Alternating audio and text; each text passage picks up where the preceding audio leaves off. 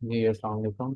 अच्छा, ये सेशन रखने का मकसद बस यही है कि हम लोग एक लाइव सेशन रखें वीकली गोल्ड का जो एनालिसिस है और उसकी आउटलुक के। अब वो इस वीक अगर जिन लोगों ने हमारी एनालिसिस की वीडियो देखी होगी तो बहुत अच्छा गोल्ड की परफॉर्मेंस रही है। ठीक है। इसके हवाले से हमारा विजन था कि हम एक सेशन करें गोल्ड के, ये जो हम जिसमें डिस्कस वगैरह करेंगे कि गोल्ड का नेक्स्ट आउटलुक क्या है। ठीक है। मैं वकास भाई क्या कहते हैं, हम स्टार्ट करते हैं। वकास भाई, आपको आवाज़ आ रही है? प्लीज़ क्लियर कर दीजिएगा। जी जी, आ रही है आवाज, आ रही जी है। आप। हाँ, करें स्टार्ट। जी आप स्क्रीन शेयर करें। अच्छा अच्छा। तो मैं इनेबल करूँगी तो फिर। जी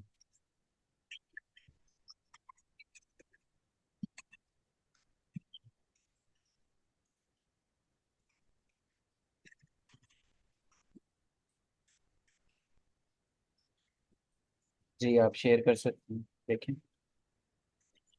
हाँ ठीक है।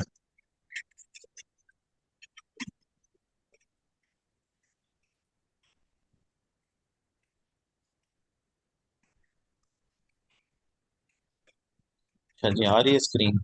जी सर।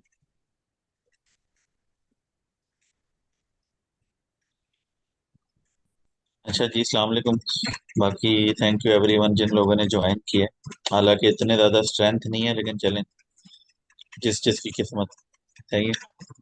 आपने पिछले दिनों में देखा है कि गोल्ड जो है वो एक्सट्रीमली बुलिश है फंडामेंटली भी। वो भी रेट कट वाली मेजर ऑब्वियस सी रीज़न है, और भी कुछ छोटी मोटी रीजन हैं।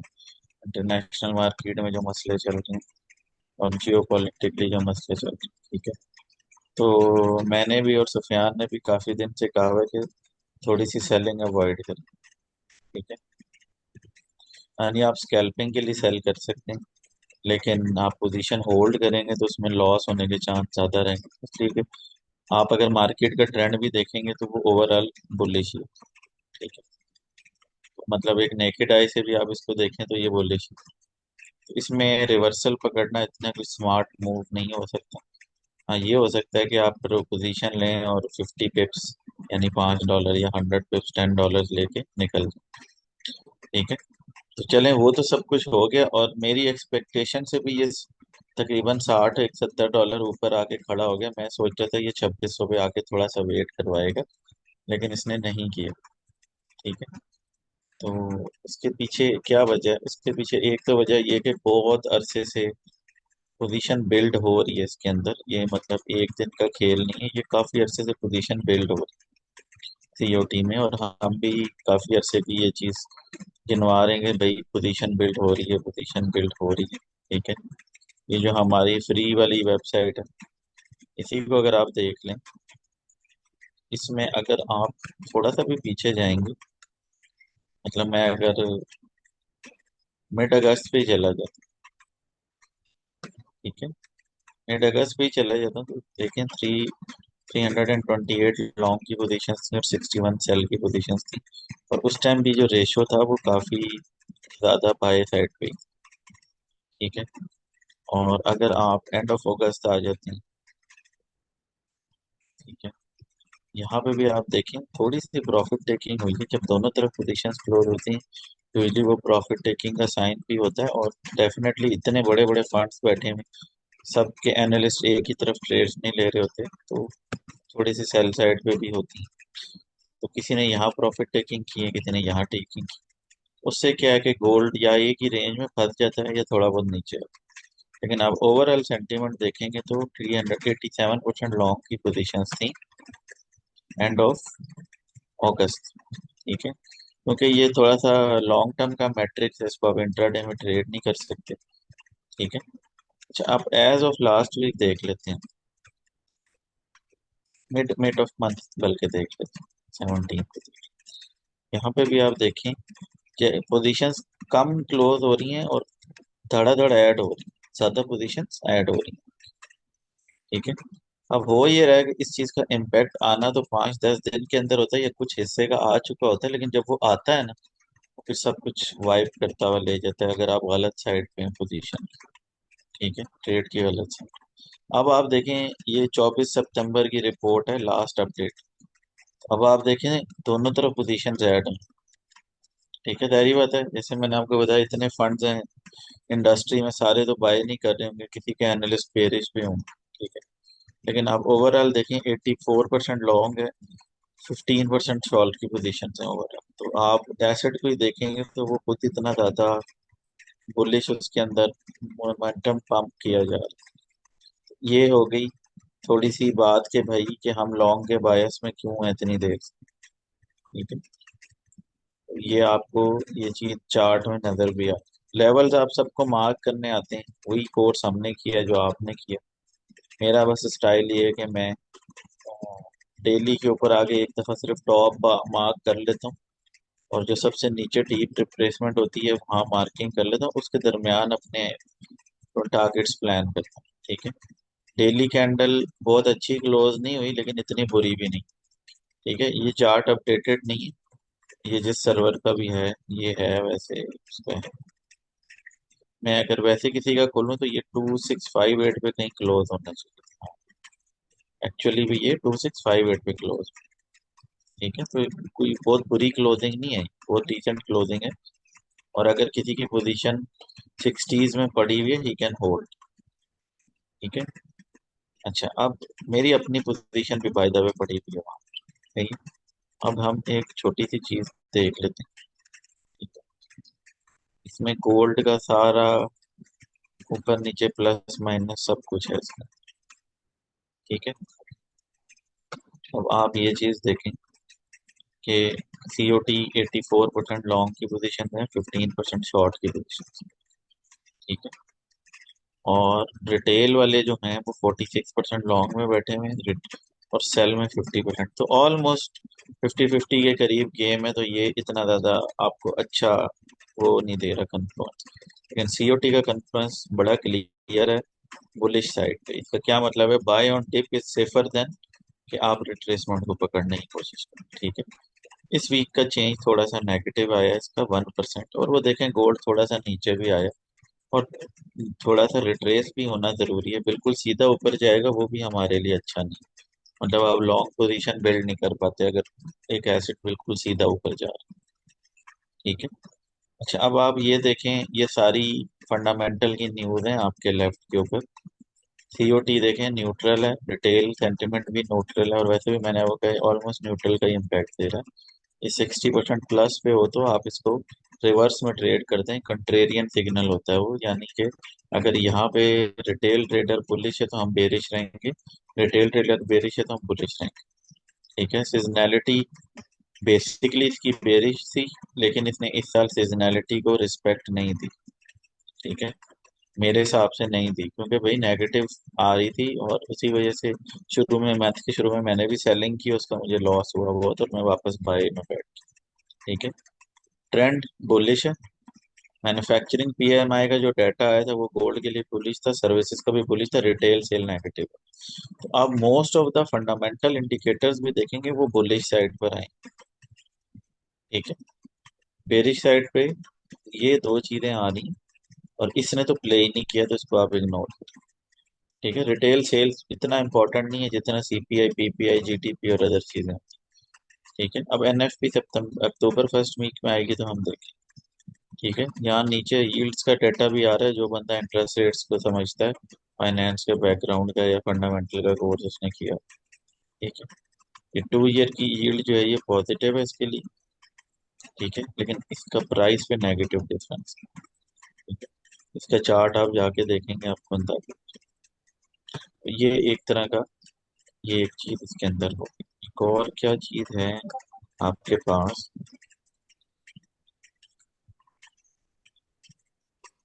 ये सीजनैलिटी का चार्ट। ठीक है, इसमें आप देखें सितंबर में गोल्ड को नेगेटिव, लास्ट 10 ईयर्स की एवरेज नेगेटिव है, और इस साल ये देखें इसने आसमान तबाह 8% ऑलमोस्ट गेन ले लिया। ये राइट लेफ्ट साइड पे आपके परसेंटेजेस आ रही हैं। इसने 8% ऑलमोस्ट गेन कर लिया, और कंपेयर टू उसको नेगेटिव होना चाहिए था, तो ये चीज़ तो प्ले नहीं हुई सीजनल से। ठीक है, तो इसको हम जाने देते हैं। अच्छा अब आप सीपीआई का डाटा देख लें, जिसकी वजह से इंटरेस्ट रेट का सबसे ज्यादा ड्रामा चल, ऑल दीज मंथ्स जब ये टॉप पर थी तो फेड जो है वो इंटरेस्ट रेट बढ़ा रहे थे, बढ़ा रहे थे, बढ़ा रहे थे, बिकॉज उनको इन्फ्लेशन नीचे लाना। और यहाँ के ये स्टैग्नेंट हो गई, यहाँ फिर थोड़ी सी नीचे आई, फिर थोड़ी सी नीचे आई, लेकिन एक ट्रेंड डेवलप होना शुरू हो गया नीचे आने का। और इवेंचुअली ये यहाँ आके आप कहें हमारी जबान में जी साइडवेज हो गया चार्ट। एक इन्फ्लेशन एक स्टैंडर्ड नंबर पे आके बैठ गई। तो फेड आपको हर दफा कहते हैं जी डाटा ड्रिवन, हम डाटा देखेंगे, डाटा देखेंगे, वो इसीलिए कह रहे थे ये सारे नंबर सीधे हुए हैं। द मोमेंट आपको इसके अंदर मूवमेंट नजर आई है तो आप देखें you just got a huge rate cut. 0.25 we were expecting, और वो एक्सपेक्टेशन बढ़ के 0.5 पे एंड पे चली गई थी। और उसी की वजह से मैं थोड़ा वरीड था कि अगर उन्होंने 0.5 ना काटा मार्केट विल डाउन, लेकिन उन्होंने लकीली पूरा 0.5 काट दिया। तो हमें अच्छा मूव गोल्ड के अंदर मिल गया, और आपको नजर भी आ रहा है कि वो रुकने का नाम ही नहीं ले। ठीक है। अच्छा, एक चीज मैं आपको और दिखाता हूँ वो CA2 से रिलेटेड। तो नहीं, हाँ वो मैंने आपको बता दी। अच्छा, अब आप ये देखें, ये लास्ट वीक की आखिरी दिन की परफॉर्मेंस कमोडिटीज की। तो आप देखें सारी कमोडिटीज में मोस्ट प्रोबेबली जो मुझे, जितनी मुझे मार्केट की अंडरस्टैंडिंग है उससे मुझे ये वाइब आ रही है कि भाई कि ये प्रॉफिट टेकिंग है। तो ये वाला नंबर अपडेटेड नहीं, ये नंबर अभी अपडेट नहीं। तो ये जितने भी नंबर थे लेकिन ओवरऑल रेड ही आगे पीछे सिवाय US ऑयल। तो मुझे यही लग रहा है कि इन कमोडिटीज के अंदर प्रॉफिट टेकिंग है, क्योंकि सिल्वर भी बहुत अच्छा बम्प लिया उसने। गोल्ड से ज्यादा अच्छा सिल्वर ने परफॉर्म किया इन माय पॉइंट ऑफ।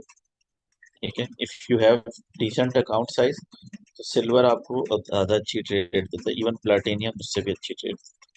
लेकिन क्योंकि हम यहाँ गोल्ड डिस्कस कर रहे हैं, तो गोल्ड 2658 पे क्लोज हुआ, तो 7383 वाला हाई उसका ऑलरेडी लग चुका है। तो देखा जाए तो सिर्फ इंट्रा डे के तो एक दो दिन आगे पीछे हुए हैं, बाकी ओवरऑल गोल्ड बुलिश ही है। तो जब इतने सारे पॉइंटर्स आपके बुलिश साइड पे पॉइंट आउट कर रहे हैं, तो आप इवन स्कैल्पिंग में भी कैसे सेल कर सकते हैं? आप कर सकते हैं if you are a very experience trader, या आप सरमाया के बैच 5, बैच 6 वाले लेवल के हैं। Batch 7, 8, 9, 10 they are all still very fresh in the market. तो मेरा ख्याल है उनको थोड़ा सा ट्रेंड के साथ ही ट्रेड करना चाहिए। ठीक है। अच्छा, एक चीज हम और देख लेते हैं just for the sake of clarity. आप DXY का चार्ट देखिए। ठीक है, DXY का chart, this is like straight to the bottom. जब DXY इतनी स्पीड से नीचे जा रहा है, और गोल्ड और DXY की कोरिलेशन आजकल बहुत अच्छी तरह सिंक हुई भी है, तो आप सेलिंग के बारे में लॉन्ग टर्म का सोचना इट्स नॉट एडवाइजेबल। हाउएवर, कि आप इंट्राडे के अंदर डेफिनेटली रेजिस्टेंस से सेल किया, सपोर्ट पे एग्जिट हो गए, सपोर्ट से बाय किया, वो चीज प्ले कर सकते हैं, but if you are experienced. ठीक है। यील्ड्स का वैसे मैंने आपको दिखा दिया, लेकिन आप उनके चार्ट्स भी देख सकते हैं। ये 10 ईयर की यील्ड का चार्ट है। ये देखें थोड़ा सा रिवर्सल ले रहे हैं, मे बी गोल्ड की प्राइसेस पे इससे प्रेशर आ सकता है। ठीक है। और ये 2 ईयर की यील्ड, ये भी थोड़ा सा सपोर्ट ले रही है, लेकिन DXY यहाँ पे सपोर्ट नहीं ले रहा कोई इतनी खास। हाँ, अगर ये सपोर्ट ये होल्ड कर लेता है ये वाला, ठीक है, कंट्रोल थोड़ी गलत जगह पे है। अच्छा, अगर ये सपोर्ट यहाँ पे होल्ड कर लेते हैं, वैसे तो इसकी ये 99 98 वाली बड़ी मेजर सपोर्ट है। जिस दिन ये ब्रेक हुई तो सीधा ही मुंह के नीचे। तो ये हो सकता है थोड़ी बहुत रिट्रेसमेंट दे, गोल्ड प्राइसेस पे प्रेशर आए, तो आपको डिप पे बाइंग करनी है रेदर देन रेजिस्टेंस पे सेलिंग। ठीक है, ये चीज है। जो मेरा पॉइंट ऑफ व्यू है वो है यही है कि गोल्ड को आप थोड़ा सा रिट्रेसमेंट का टाइम बेशक दे दें। अगर आपके पास पोजीशन नहीं है then don't take a position on this spot.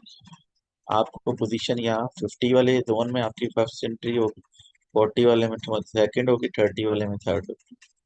तो 3 लेवल्स पे आप बाइंग कर सकते हैं। आपका जो रिस्क है उसको 3 पे स्प्लिट करें, और उस हिसाब से पोजीशन बाइंग करें।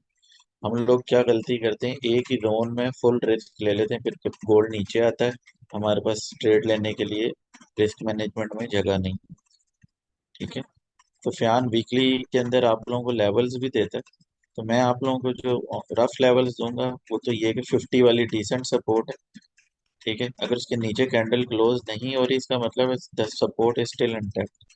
उसके बाद दूसरी सपोर्ट आपके पास अच्छी 30 वाली है, और तीसरी 2600 होता है, राउंड नंबर है उस वजह से।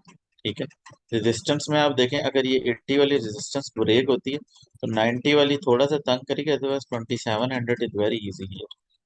क्योंकि अगर आप यहाँ पे फिर एक्सटेंशन भी यूज करने की कोशिश करेंगे, ठीक है, अभी इसने रिट्रेसमेंट ही कोई इतनी खास नहीं ली, वो बेचारा क्या काम करेगा तो। ठीक है, लेकिन अगर मैं इसको थोड़ा सा देसी तरीके से भी लगाता हूँ, लेट्स से हम कहते हैं कि ये यूं जाएगा, लेट्स से ये यहाँ आ जाता है। ठीक है, क्योंकि ये बहुत छोटी लेग है, चलो ये लेग ही ले लेते हैं, यहाँ जाता है, यहाँ आता है, इधर भी आ जाता है, 2550 के आसपास नहीं आता। ठीक है, क्योंकि इतनी अच्छी इसने अभी तक रिवर्सल की लेग नहीं बना, तो मैंने एक बस एक रफ सा आइडिया लेने के लिए खींची थी। तो खुद देखें 2700 तो वैसे ही बन जाता है 61.8, अगर मैं इस टूल को थोड़ा सा मतलब इतना एक्यूरेट ना भी खींचूं। ठीक है, तो ये चीजें देख के आपको ये रियलाइज होगा कि भाई dip buying is better than selling. ठीक है, तो आप लोगों को कोई क्वेश्चन है तो आप लोग कर सकते हैं जी। जी। अ, मैं अगर आप लोगों का कोई सवाल है तो आप प्लीज़ चैट में बता दें या हैंड रेज कर लें, मैं आप लोगों को परमिशन दे।